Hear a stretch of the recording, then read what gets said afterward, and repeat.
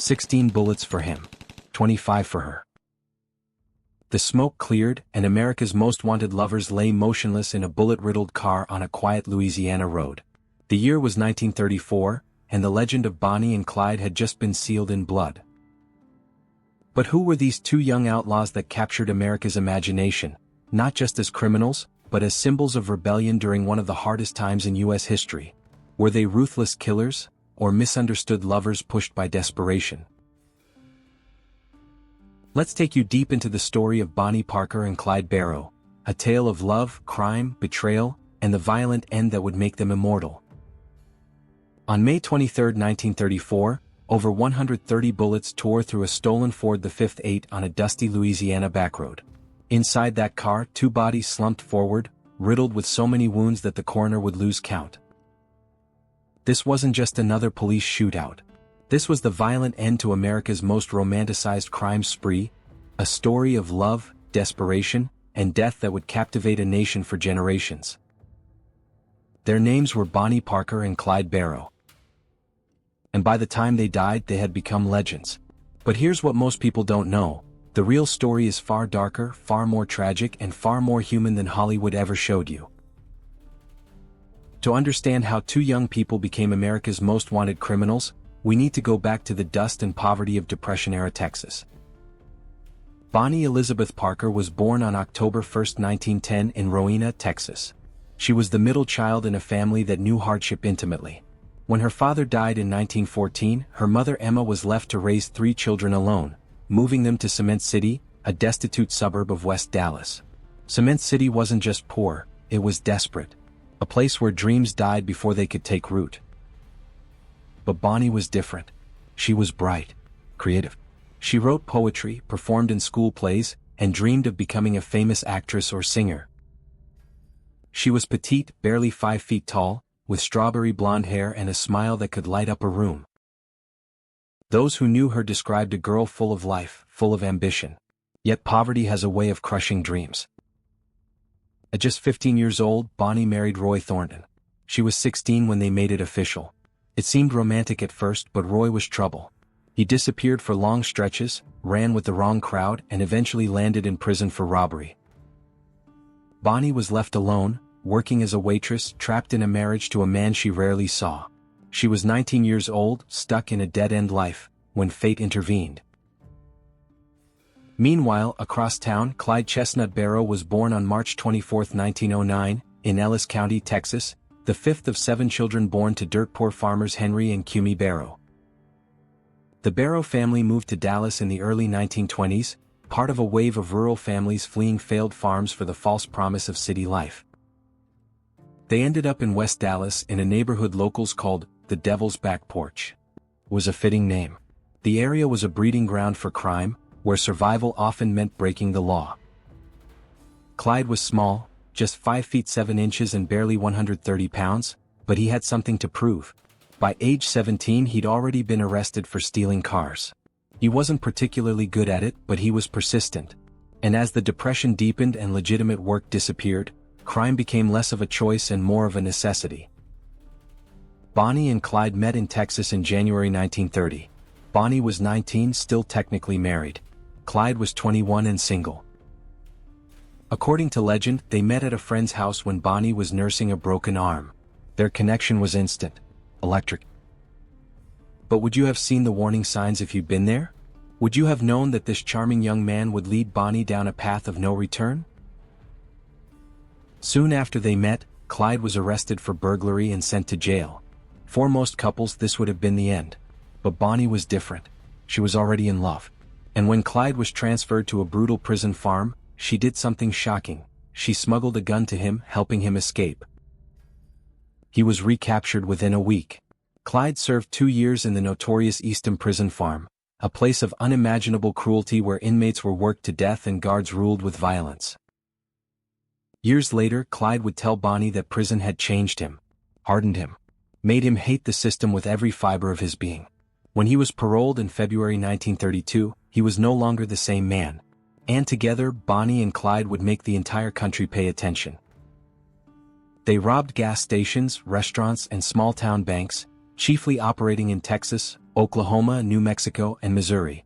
But unlike the Robin Hood image Hollywood would later create, Bonnie and Clyde weren't stealing from the rich to give to the poor.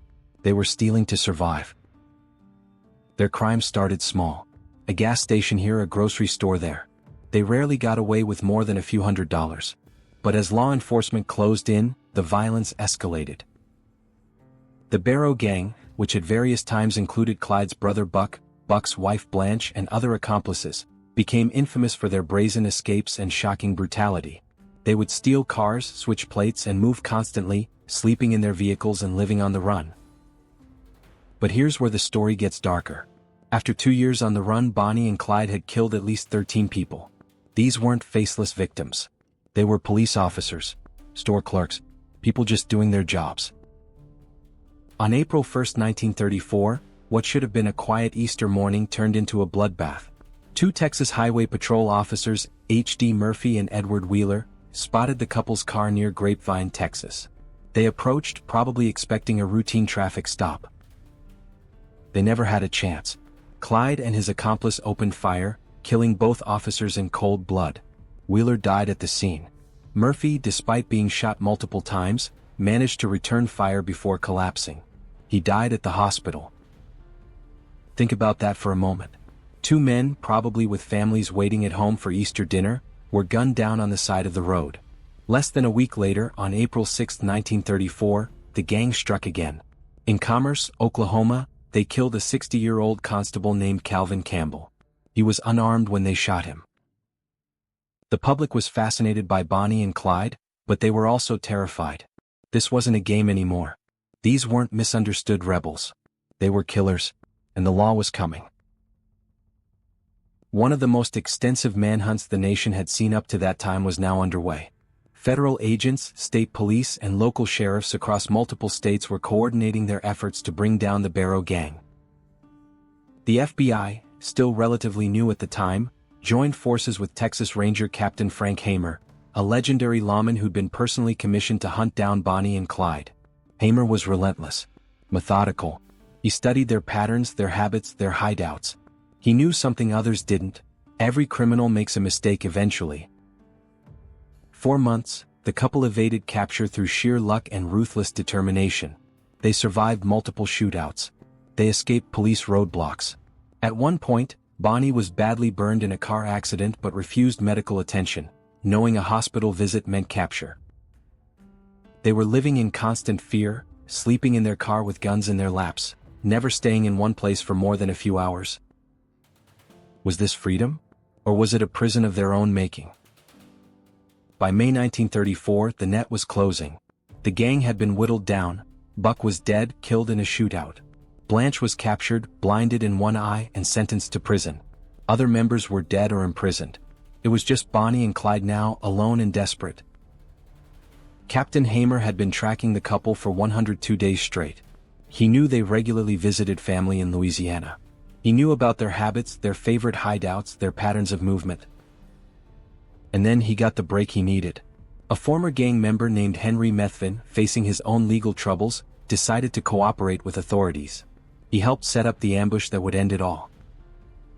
On the morning of May 23, 1934, Hamer and 5 other officers positioned themselves along Highway 154 near Sales, Louisiana. They waited in the bushes alongside the road. They knew Bonnie and Clyde would be coming. At approximately 9:15 a.m., a tan Ford V8 appeared, driven by Clyde with Bonnie beside him. Methvin's father stood on the roadside, pretending to have car trouble, the bait in the trap. When Clyde slowed down to help, the officers opened fire. What happened next lasted less than 2 minutes but would become one of the most infamous moments in American crime history. The officers fired about 130 rounds into the moving car. Bonnie and Clyde never had a chance to surrender. They barely had time to reach for their weapons. When the shooting stopped, the car was so riddled with bullets it barely looked like a vehicle anymore. Clyde had been shot in the head and died instantly. Bonnie's body was found slumped in the passenger seat, clutching a machine gun she never got to fire. She was 23 years old. He was 25. The officers didn't call for an ambulance. They didn't need to. Within hours, word spread. The infamous Bonnie and Clyde were dead. Thousands of people descended on the tiny Louisiana town, desperate to see the bodies. The crowd became so frenzied that people tried to take souvenirs, snipping locks of Bonnie's hair, cutting pieces of their bloody clothes, even attempting to cut off Clyde's trigger finger before police intervened. The car itself became a traveling exhibit, displayed at county fairs and carnivals. People paid money to see the bullet-riddled death trap where America's most notorious couple took their last breath. But here's what's truly chilling: even in death they were celebrities. Newspapers ran sensational stories. Their photographs sold out. Within 3 years there would be multiple films about their exploits. The legend was already beginning, smoothing over the violence and tragedy with a romantic veneer. Bonnie's mother refused to allow her daughter to be buried next to Clyde. Despite Bonnie's wishes to be laid to rest beside him, Emma Parker insisted on separate burials. Even in death, she tried to separate her daughter from the man who'd led her down this path. Thousands attended both funerals. Bonnie was buried in Dallas, Clyde nearby but separated, just as his life had separated him from any chance at normalcy. But what about the victims? What about the families destroyed by their crime spree? The officers who died, men like H.D. Murphy, Edward Wheeler, and Calvin Campbell, they had families too.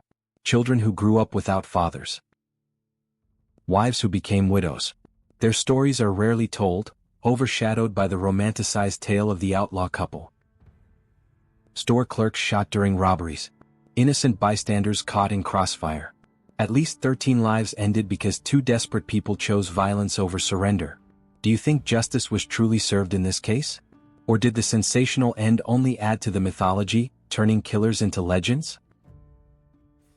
The story of Bonnie and Clyde reveals something uncomfortable about human nature.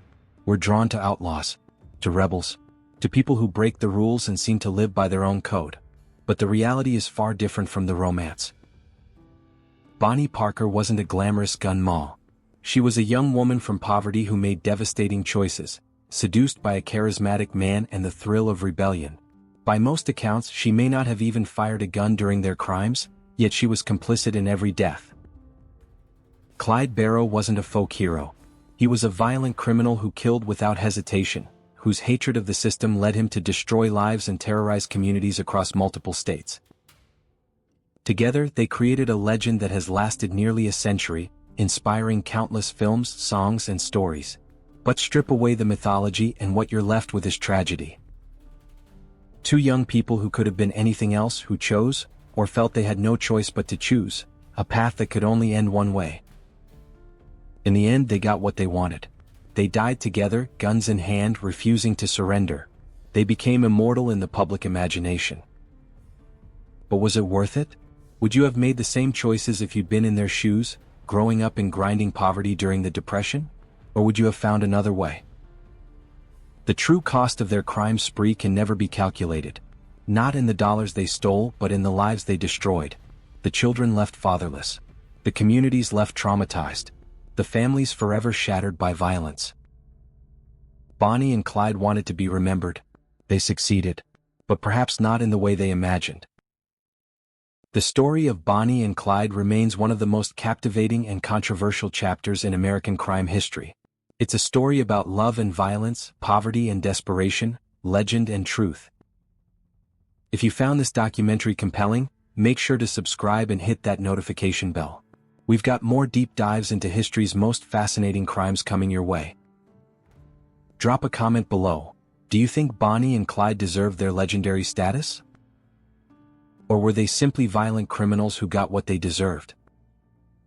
I want to hear your perspective. Share this video with anyone fascinated by true crime in American history.